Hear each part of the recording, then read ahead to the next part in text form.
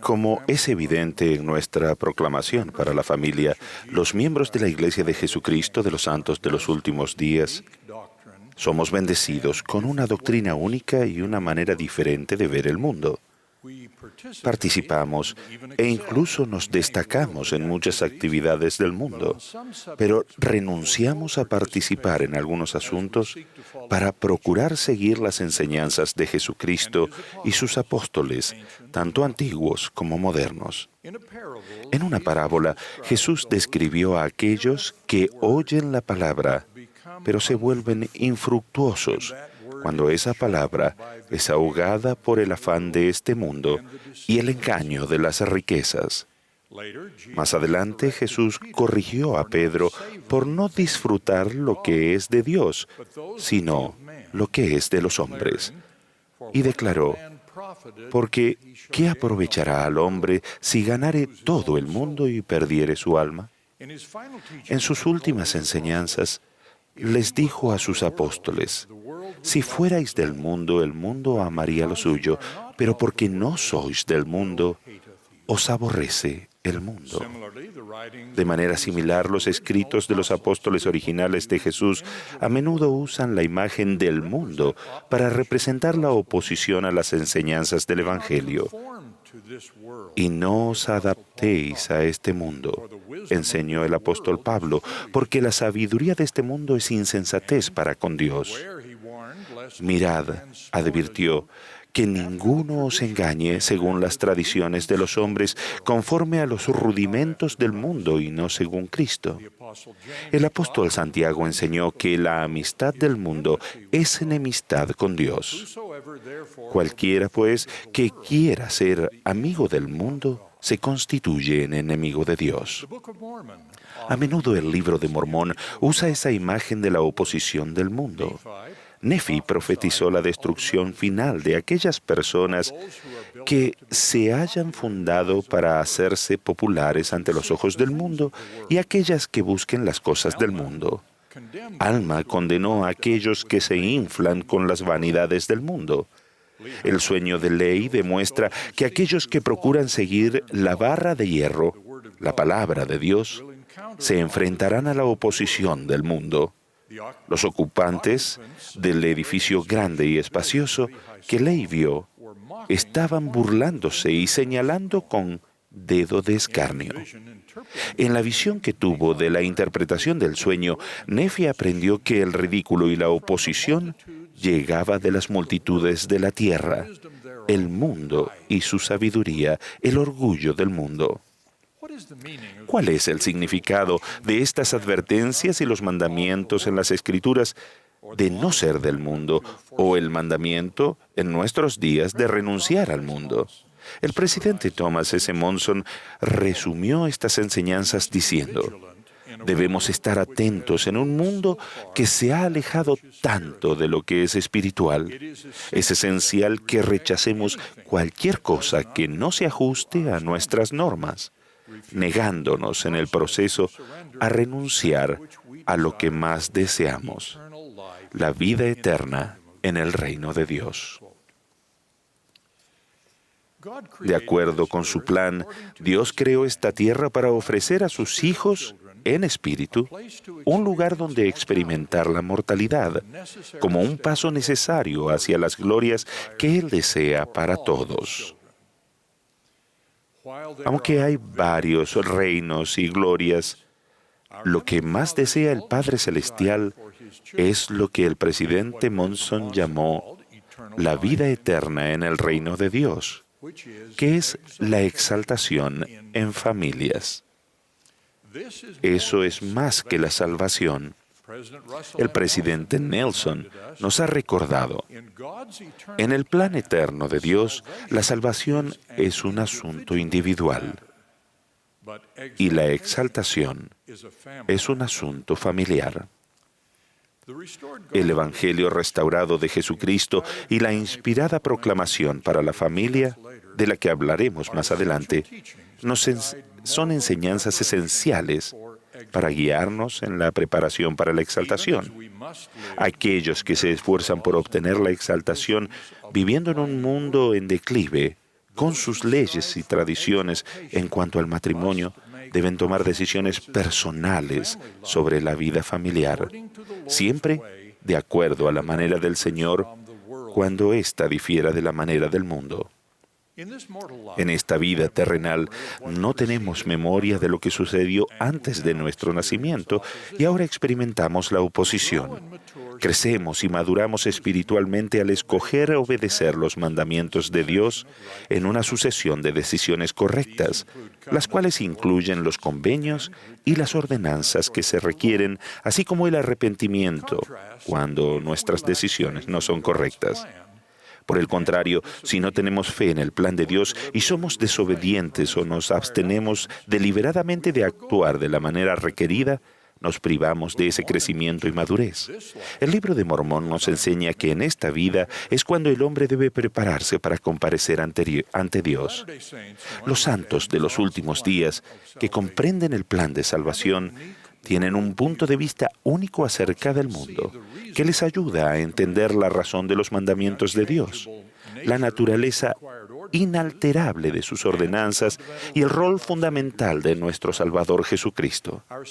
Su expiación nos recupera tras la muerte y, de acuerdo a nuestro arrepentimiento, nos salva del pecado. Con ese punto de vista del mundo, los santos de los últimos días tienen prioridades y prácticas específicas y son bendecidos con la fortaleza para aguantar las frustraciones y los pesares de la vida terrenal. Inevitablemente, las acciones de las personas que intentan seguir el plan de salvación de Dios pueden causar malentendidos e incluso conflicto con familiares o amigos que no crean en esos principios. Siempre es así. Cada generación que ha procurado seguir el plan de Dios ha tenido sus desafíos. En la antigüedad, el profeta Isaías dio fortaleza a los israelitas, a quienes llamó los que conocéis rectitud, en cuyo corazón está mi ley. Y declaró: no temáis afrenta de hombre, ni tengáis miedo de sus ultrajes. Sea cual sea la causa del conflicto con quienes no entienden o creen en el plan de Dios, aquellos que sí lo entienden tienen el mandamiento de escoger la manera del Señor en lugar de la manera del mundo.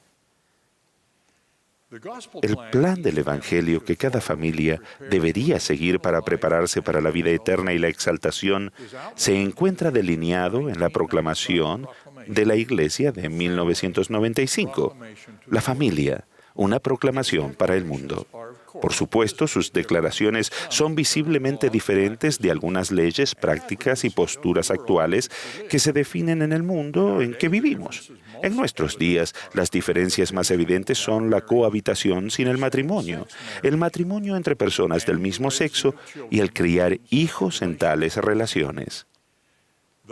Aquellos que no creen en la exaltación o no aspiran a ella, y que son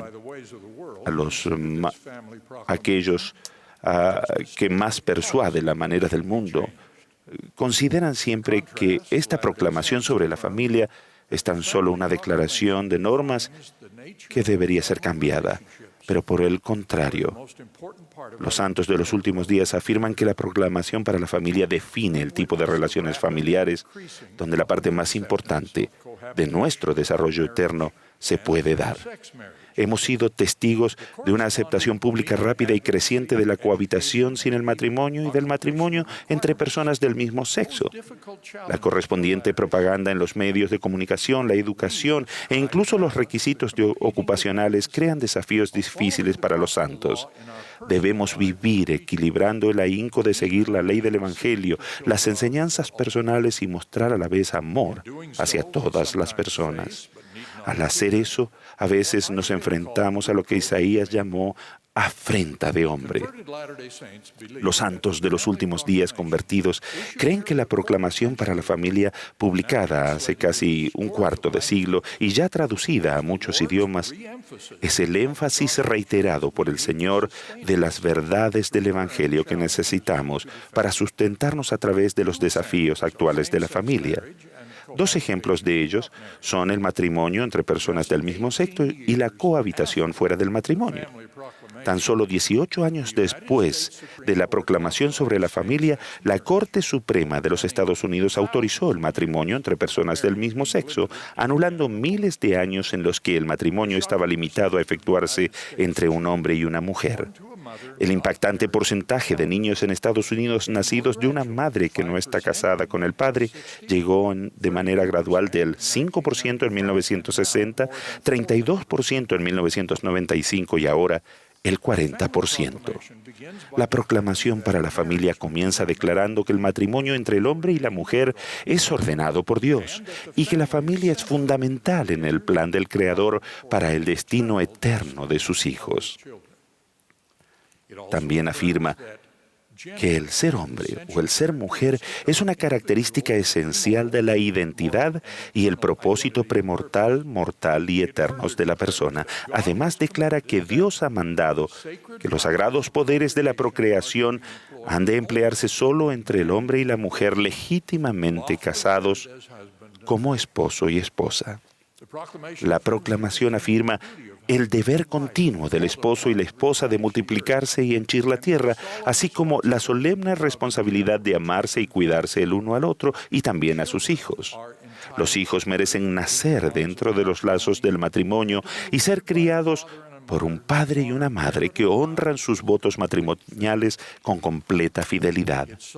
Advierte solemnemente contra el abuso al cónyuge o a los hijos y afirma que la felicidad en la vida familiar tiene mayor probabilidad de lograrse cuando se basa en las enseñanzas del Señor Jesucristo. Por último, pide que se promueva de manera oficial medidas designadas a fortalecer a la familia y a mantenerla como la unidad fundamental de la sociedad. En 1995, el presidente de la Iglesia y otros 14 apóstoles del Señor emitieron estas importantes declaraciones doctrinales. Como uno de entre 7 de esos apóstoles que todavía viven, siento la obligación de compartir lo que llevó a la proclamación para la familia, para la información de todo aquel que no la tenga en cuenta. La inspiración que identificaba la necesidad de una proclamación sobre la familia llegó al liderazgo de la Iglesia hace más de 23 años. Sorprendió a algunos que pensaban que las verdaderas doctrinales de la Iglesia sobre el matrimonio y la familia se entendían demasiado bien sin necesidad de que tengan una reafirmación. Sin embargo, sentimos la confirmación y nos pusimos a trabajar. Durante casi un año, los miembros del Quórum de los 12 determinaron y analizaron los temas. Se propuso, se analizó y se revisó el contenido lingüístico. Con espíritu de oración, rogamos continuamente al Señor que nos diera su inspiración sobre lo que debíamos decir y de qué manera hacerlo. Todos aprendimos línea por línea, precepto tras precepto, como el Señor ha prometido. Durante este proceso de revelación, un texto propuesto fue presentado a la primera presidencia que supervisa y promulga las enseñanzas y la doctrina de la Iglesia. Después de que la presidencia hiciera algunos cambios, el presidente de la Iglesia, Gordon B. Hinckley, anunció la proclamación sobre la familia. En la reunión para las mujeres del 23 de septiembre de 1995, él presentó la proclamación con las siguientes palabras: con tanta sofistería que se hace pasar como verdad, con tanto engaño en cuanto a las normas y los valores, con tanta tentación de seguir los consejos del mundo, hemos sentido la necesidad de amonestar y advertir sobre todo ello. Testifico que la proclamación sobre la familia es una declaración de verdad eterna, la voluntad del Señor para sus hijos que buscan la vida eterna. Ha sido la base de las enseñanzas y la práctica de la Iglesia durante los últimos 25 años y seguirá siéndolo en el futuro. Considérenla como tal, enséñenla, vívanla y serán bendecidos en su camino a la vida eterna. Hace 40 años, el presidente Ezra Taft Benson enseñó que cada generación tiene sus pruebas y su oportunidad de resistir y probarse a sí mismas. Creo que nuestra actitud hacia la proclamación y nuestro uso de ella es una de esas pruebas para esta generación. Es mi oración que todos los santos de los últimos días se mantengan firmes en esta prueba. Concluyo con las enseñanzas que el presidente Gordon B. Hinckley pronunció 2 años antes de que se anunciara la proclamación. Él dijo: «Veo un maravilloso futuro en un mundo muy incierto. Si nos aferramos a nuestros valores, si edificamos sobre nuestro legado, si andamos en obediencia ante el Señor, si tan solo vivimos el Evangelio, seremos bendecidos en forma magnífica y maravillosa. Se nos contemplará como un pueblo peculiar que ha encontrado la clave para una felicidad peculiar». Testifico de la veracidad y de la importancia eterna de la proclamación de la familia que reveló el Señor Jesucristo a sus apóstoles para la exaltación de los hijos de Dios. En el nombre de Jesucristo. Amén.